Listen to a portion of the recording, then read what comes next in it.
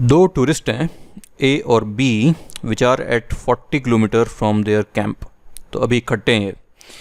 तो इनके पास में एक साइकिल है, तो डबल राइडिंग नहीं कर सकते ये, तो एक बार में एक ही चला सकता है। So they want to reach the camp. तो उसके लिए ए चालू करता है पैदल चलना एट 5 और जो बी है वो साइकिल पे चलता है 15 किलोमीटर पर आवर से। और एक टाइम पे ऑब्वियसली बी आगे आगे जा रहा है, तो बी एक टाइम पे साइकिल अपनी वहीं खड़ी करके आगे पैदल चलना शुरू कर देगा और ए जब उस पॉइंट पे आएगा तो साइकिल उठा के वापस कैंप की तरफ चलेगा। इंपॉर्टेंट चीज़ ये है कि दोनों कैंप पे एक सेम टाइम पे पहुंचते हैं। तो उस केस में एवरेज स्पीड क्या होगी दोनों की और कितनी देर बाईसाइकिल अनयूज्ड थी।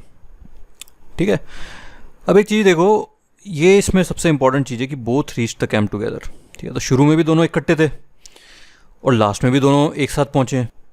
तो किसी एक टूरिस्ट को, अच्छा टूरिस्ट कोई भी ऐसा रेस्ट तो कर नहीं रहा है बीच में, तो जितने टाइम ए मतलब टाइम नहीं, मतलब ऐसे समझ लो कि जितने डिस्टेंस ए साइकिल पे चला है बचा हुआ वो वॉक किया है, बी भी कुछ डिस्टेंस साइकिल पे चला है बचा हुआ बी वॉक किया है, तो वो दोनों टाइम साइकिल के दोनों के बराबर होंगे और वॉक करने के टाइम भी दोनों के बराबर होंगे। अब ऐसा क्यों? क्योंकि अगर ए ने ज़्यादा साइकिलिंग कर ली बी से, ठीक है, तो इसने साइकिलिंग ज़्यादा कर ली, इसका मतलब इसने वॉक कम किया और इसने साइकिलिंग कम करी और वॉक ज़्यादा किया, तो फिर तो एक इकट्ठे पहुँच ही नहीं सकते आप यहाँ पे, है ना भाई। इसने साइकिलिंग ज़्यादा डिस्टेंस तक करी और कम डिस्टेंस ने वॉक किया, तो ये जल्दी पहुँच जाएगा। तो दोनों के टाइम मतलब दोनों के डिस्टेंसेस जो हैं साइकिल वाले वो बराबर हैं और दोनों के वॉक करने वाले डिस्टेंस भी बराबर हैं और टोटल डिस्टेंस तो कांस्टेंट है 40 किलोमीटर। इसका मतलब ठीक बीच में 20 किलोमीटर पे जो बी है वो अपनी साइकिल ड्रॉप करेगा। वही ऐसा केस है जहाँ पे दोनों का साइकिलिंग वाला डिस्टेंस और दोनों का वॉक करने वाला डिस्टेंस इक्वल हो। ठीक है, वो डायग्राम में भी क्लियर हो जाएगा अभी, यहाँ मैं दिखाई देता हूँ ना इसे। तो यहाँ पे साइकिल छोड़ी है बी ने, तो बी साइकिल पे चला, ये पैदल चला ए, बी ने यहाँ साइकिल छोड़ी और बी पैदल चलना शुरू हो गया। फिर ए यहाँ तक पहुँचा, इसने साइकिल उठाई और फिर ए साइकिल से चलना शुरू हो गया। इस पॉइंट के अलावा कहीं और अगर साइकिल छोड़ता बी, ठीक है, लेट्स से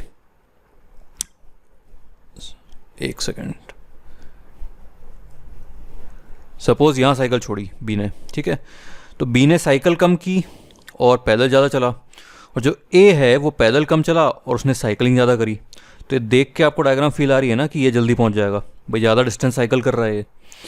और अगर उल्टा कर लूँ मैं, ठीक है, अगर साइकिल इसने आगे यहाँ खड़ी करी, ठीक है, तो अब ये ज़्यादा डिस्टेंस साइकिल पे कवर कर रहा है और बहुत कम डिस्टेंस चलना पड़ रहा है। इसको ज़्यादा डिस्टेंस पैदल चलना पड़ रहा है, कम डिस्टेंस साइकिलिंग करनी पड़ रही है। तो इस केस में ये जल्दी पहुंच जाएगा। तो अगर दोनों को जल्दी पहुंचना है तो साइकिल ड्रॉप करने का पॉइंट जो होगा वो ठीक बीच में होगा। ठीक है, अब इसी चीज़ को फटाफट पढ़ लेते हैं, यही हमारा कंसेप्ट है। So they start together and reach together. So this implies both must walk equal distance. Otherwise, whoever walks less and cycles more will reach earlier.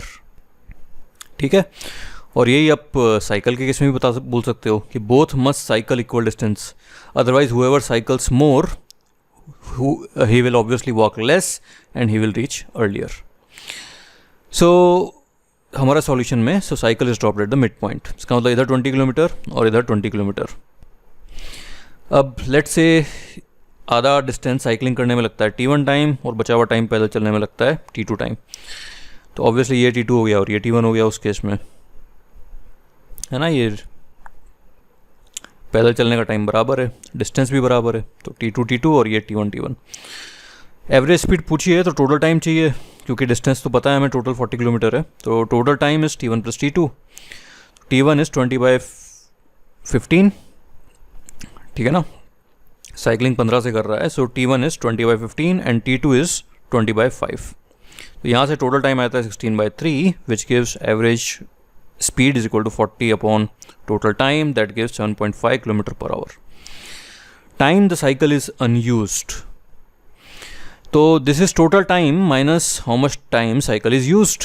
ठीक है, time unused is total time minus time the cycle is used. तो कितने time cycle used हुई है, T1 इधर और T1 इधर, तो 2 T1 टाइम्स साइकिल चल रही थी। So cycle is unused for T - 2 T1।